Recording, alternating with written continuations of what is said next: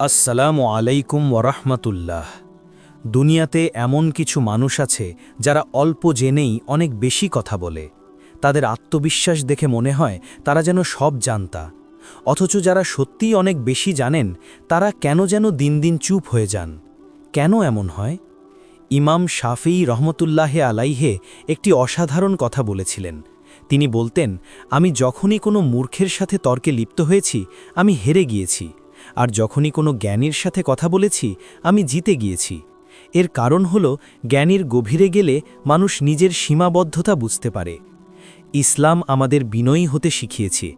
একজন মানুষ যখন জ্ঞানের মহাসাগরে পা রাখে তখন সে বুঝতে পারে যে তার জানার পরিধি কতটুকু ছোট। আল কুরআনের সূরা বাকারার ৩২ নম্বর আয়াতে ফেরেশতারা বলেছিলেন, সুবহানাকা লা ইলমা লানা ইল্লা মা আল্লামতানা ইন্নাকা আনতাল আলিমুল হাকিম, অর্থাৎ জ্ঞান কেবল ততটুকুই যা আল্লাহ আমাদের দান করেছেন।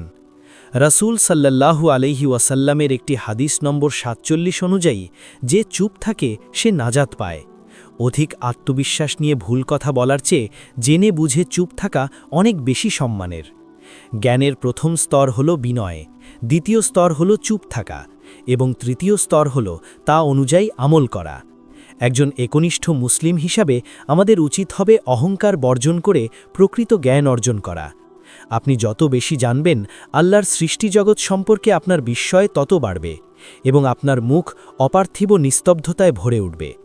ইনশাআল্লাহ আমরা যেন প্রকৃত জ্ঞান অর্জন করে বিনয়ী হতে পারি। আমিন।